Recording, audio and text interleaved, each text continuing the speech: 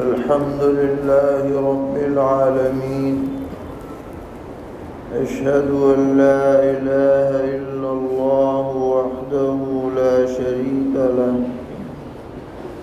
وأشهد أن سيدنا ومولانا محمدا عبده ورسوله صلى الله تبارك وتعالى عليه وعلى آله وأصحابه وذرياته أجمعين.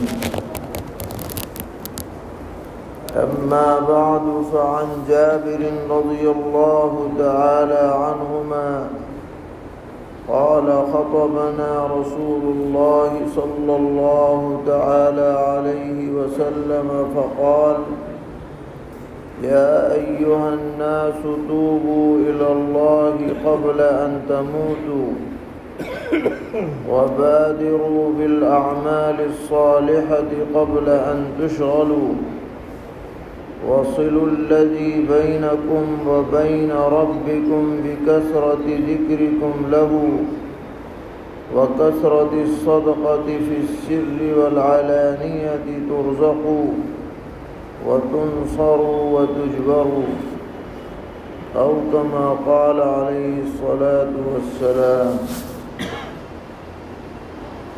محترم بھائیوں اور بزرگوں،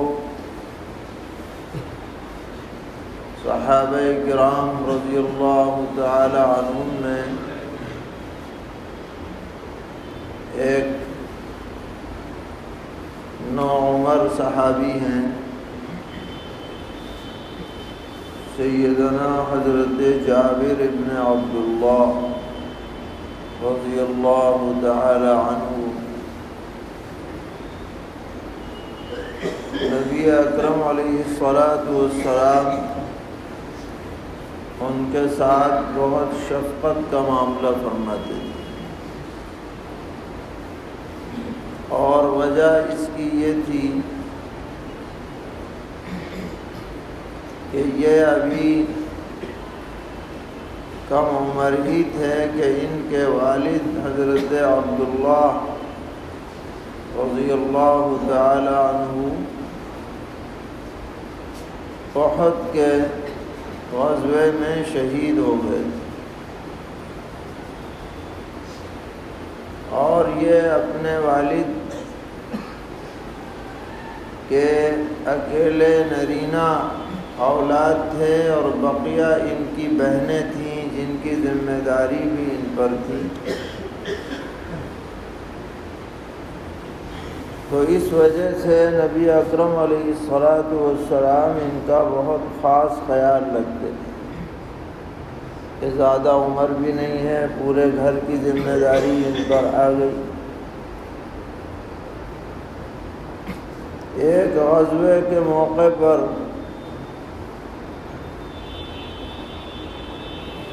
سفر سے واپسی ہو رہی تھی،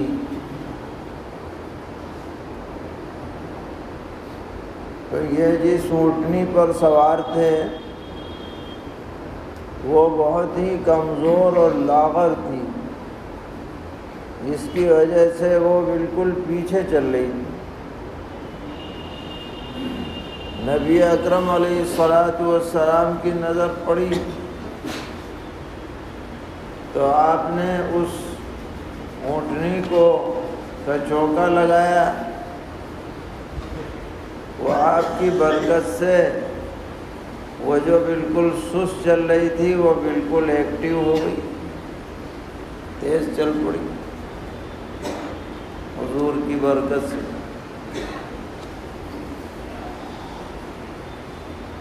اب دیکھا کہ یہ آگے چلی جا رہی، پیغمبر علیہ السلام نے فرمایا کہ میاں جابر بڑی جلدی ہو رہی ہے، تم سب سے آگے نکلے چلے جا رہے ہو۔ عرض کیا کہ حضرت ابھی نئی نئی شادی ہوئی ہے۔ اچھا، تم نے شادی بھی کر لی؟ کہ ہاں۔ یہ کنواری سے کی ہے یا مطلقہ بیوہ سے کی ہے؟ کہ جی مطلقہ بیوہ سے کی ہے، کنواری سے نہیں کی۔ نبی اکرم علیہ السلام نے فرمایا ارے تم تو جوان آدمی ہو، تمہیں کنواری سے کرنی چاہیے تھی۔ عرض کیا کہ حضرت اگر کنواری لے آتا تو میرے گھر میں اور میری بہنیں ہیں وہ سب ایک ہی ساتھ ایک ہی عمر کی ہو جاتی تو سب ایک عجیب ماحول ہو جاتا، تو میں بڑی عمر کی لے کے آیا تاکہ بہنوں کی صحیح طرح سے نگرانی پرورش ہو۔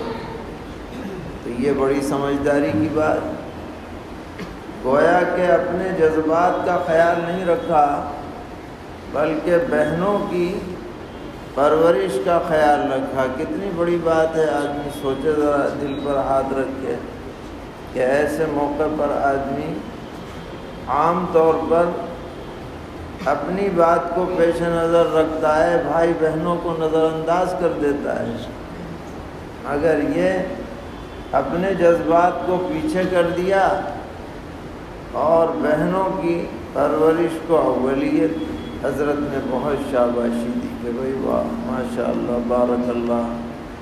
پھر فرمایا کہ یہ اونٹنی میرے ہاتھ فروخت کر دو، میں اسے خریدنا چاہتا ہوں۔ انہوں نے عرض کیا کہ حضرت آپ کیا خریدیں گے، ہماری طرف سے ہدیہ ہے، آپ قبول کر لیں، اس سے بڑی ہمارے لیے سعادت کی بات کیا ہے؟ کہ نہیں خریدنا ہے۔ عرض کیا کہ حضرت آپ اگر ابھی لے لیں گے تو میں مدینے تک کیسے پہنچوں گا، اس لیے اگر آپ لینا چاہتے بھی ہیں تو میں اس شرط پر آپ کو دوں گا کہ مدینہ منورہ تک میں اس پر سوار ہو کے جاؤں گا۔ کہ ہاں چلو یہ شرط منظور ہے۔ پیسے طے ہو گئے اور معاملہ ہو گیا۔ اب مدینے پہنچ گئے،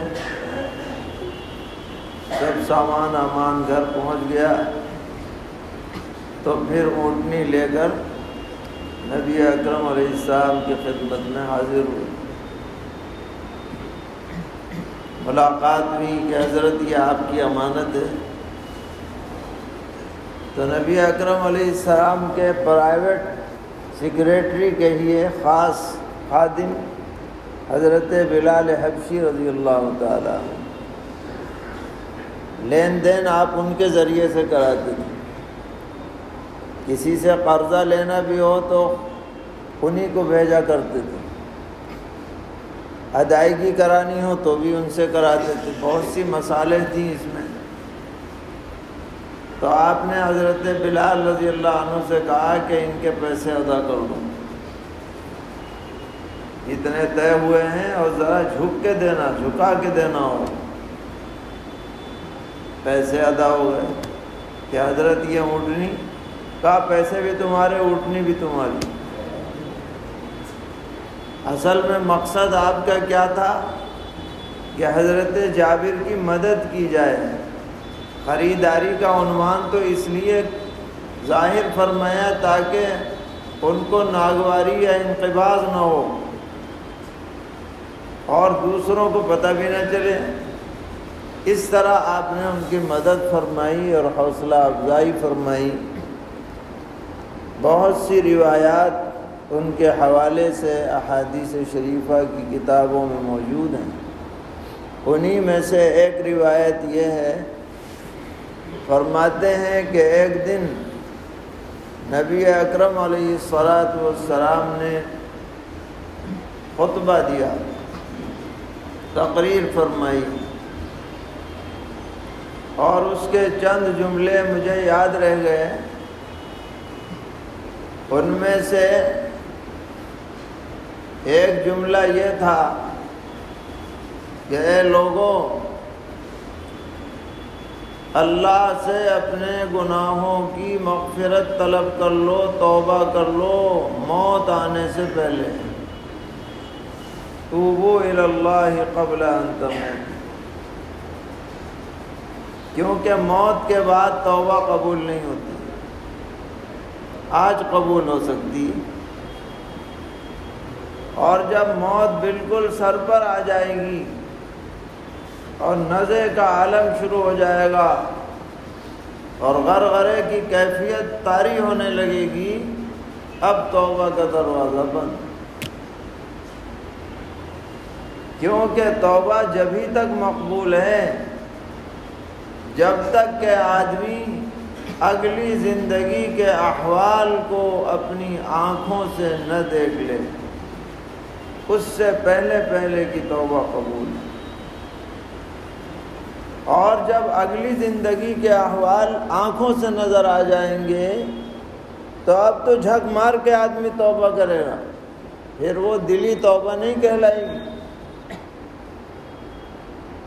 اسی لیے نبی اکرم علیہ الصلوۃ والسلام نے فرمایا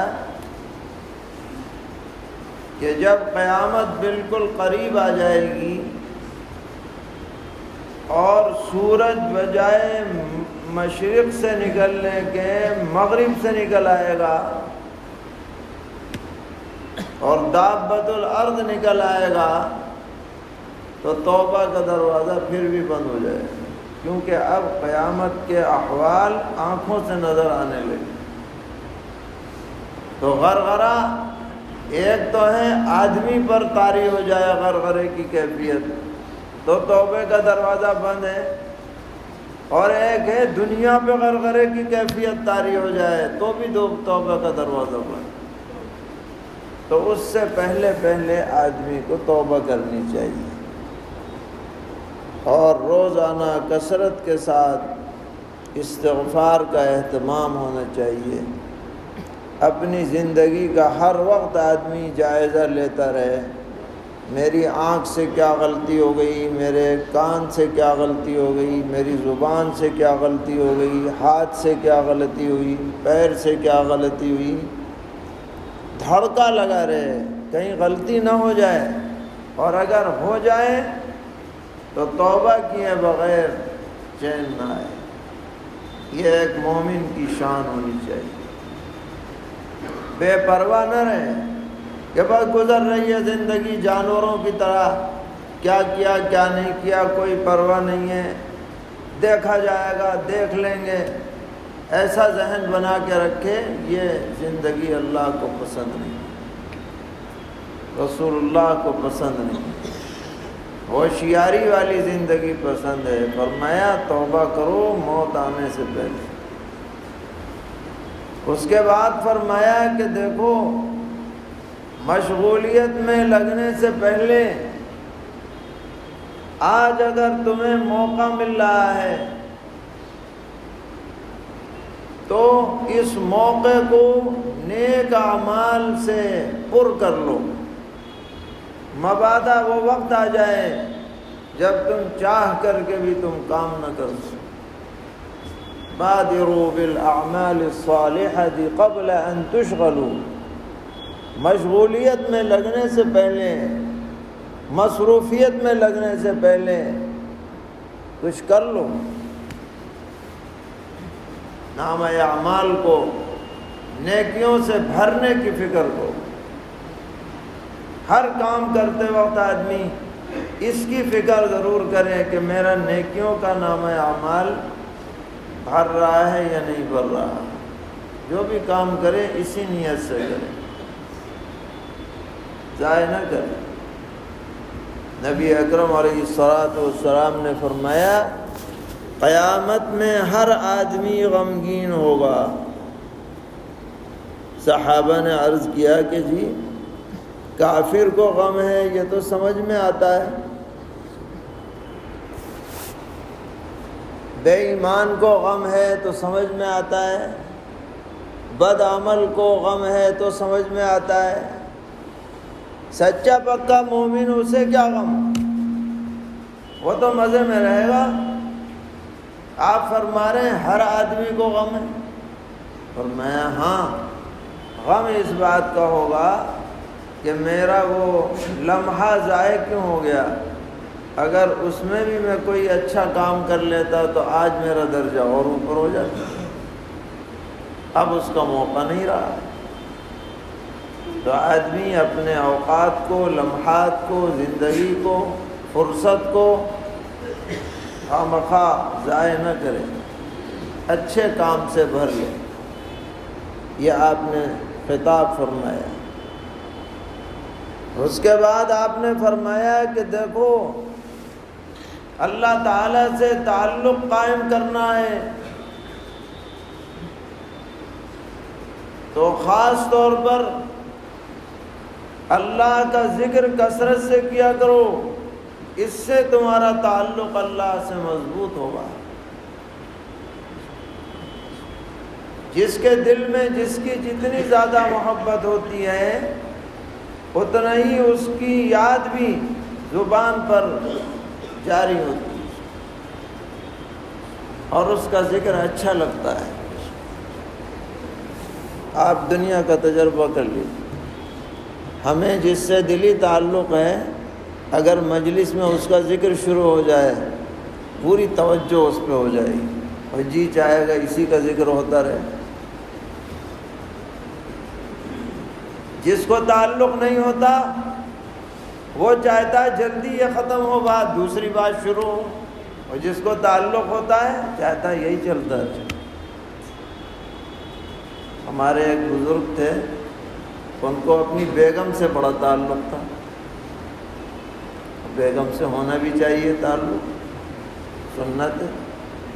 وہ ہر مجلس میں بیگم کا تذکرہ کرتی، علماء کی مجلس ہو، طلباء کی مجلس ہو، بیگم صاحبہ نے یوں کہا، بیگم صاحبہ نے یوں کہا، بیگم ایسی کرتی ہیں، بیگم ویسی کرتی ہیں۔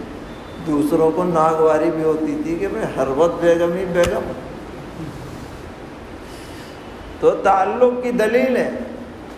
اب جس کے دل میں اللہ تعالیٰ کی محبت بیٹھ جاتی ہے اس کا تو دل ہی اسی میں لگتا ہے کہ بس ہر وقت اللہ کا ذکر ہوتا رہے، اللہ کا نام لیا جاتا رہے، اللہ کی باتیں کہیں کہلائی جاتی رہیں، اسی میں اس کا جی لگتا ہے۔ پیغمبر علیہ السلام سے محبت ہے تو انہی کا نام، انہی کا تذکرہ، انہی کی سیرت، انہی کی باتیں بیان ہوتی ہیں، اسی میں جی لگتا ہے۔ تو نبی اکرم علیہ السلام نے فرمایا رب سے رشتہ جوڑو اس کا کثرت سے ذکر کر کے، جتنا ذکر کرو گے اتنا ہی اللہ کا تعلق اور رشتہ قوی و مضبوط ہوگا۔ قرآن پاک میں بڑی پیاری بات اللہ تعالیٰ نے ارشاد فرمائی، فاذکرونی اذکرکم فاذکرونی اذکرکم واشکروا لی ولا تکفرون۔ اے میرے بندو میرا ذکر کرو میں تمہارا ذکر کروں گا۔ اللہ تعالیٰ فرما رہے ہیں میری شکر گزاری بجا لاؤ، ناشکری مت کرو۔ اور اس کی تشریح حدیث میں فرمائی گئی، حدیث قدسی میں اللہ تعالیٰ فرماتے ہیں میرا بندہ جب دل میں مجھے یاد کرتا ہے میں اسے دل میں یاد کرتا ہوں، اور میرا بندہ جب کسی مجلس میں میرا ذکر کرتا ہے تو میں فرشتوں کی مجلس میں اس کا تذکرہ کرتا ہوں کہ میرے بندے نے میرا نام لیا ہے، میرا ذکر کیا ہے۔ اتنی بڑی بات ہے۔ آج 2 پیسے کے حاکموں کی زبان پر اگر کسی کا نام آ جاتا ہے تو وہ پھولے نہیں سماتا کہ فلاں نے میرا نام لے دیا، فلاں جلسے میں میرا نام آ گیا، ذکر کرتا ہے۔ یہاں احکم الحاکمین کی زبان پر اس کا نام آ جائے، اس سے بڑی خوش نصیبی کی بات کیا ہو۔ فرمایا کہ اور مزید اللہ سے تعلق مضبوط کرنا چاہتے ہو تو کھلے اور چھپے ہر انداز میں صدقہ خیرات کیا کرو کثرت سے، اللہ کو راضی کرنے کے لیے جو تم سے ہو سکے، کم زیادہ دکھا کر کے بھی کرو اور چھپا کے بھی کرو۔ فرمایا اگر تم ایسا کرو گے تو اللہ تعالیٰ تمہاری روزی میں برکت عطا فرمائیں گے، تمہاری قدم قدم پر نصرت فرمائیں گے، تمہاری پریشانیوں کو دور فرمائیں گے۔ یہ اللہ تعالیٰ کا وعدہ ہے۔ صدقہ خیرات کرنے سے آدمی کا مال کبھی گھٹتا نہیں ہے، بے مثال برکت نصیب ہوتی ہے، اور کنجوسی کرنے سے آدمی کے مال میں بے برکتی ہوتی، پریشانیاں اٹھانی پڑتی ہیں۔ تو ہم سب کو ان ہدایات پر پابندی سے عمل کرنا چاہیے، توبہ کی کثرت کریں، نیک اعمال زیادہ سے زیادہ کرنے کی کوشش کریں، اللہ کا ذکر کریں، صدقہ خیرات کی کثرت کریں۔ رمضان کے آخری لمحات چل رہے ہیں، اللہ تعالیٰ ان لمحات کو وصول کرنے کی توفیق عطا فرمائیں۔ اس ماہ مبارک کو پوری امت کے لیے خیر و برکت، عافیت، رحمت کا ذریعہ بنائیں۔ وصلی اللہ تعالی علی خیر خلقہ محمد وعلی آلہ واصحابہ وذریاتہ اجمعین۔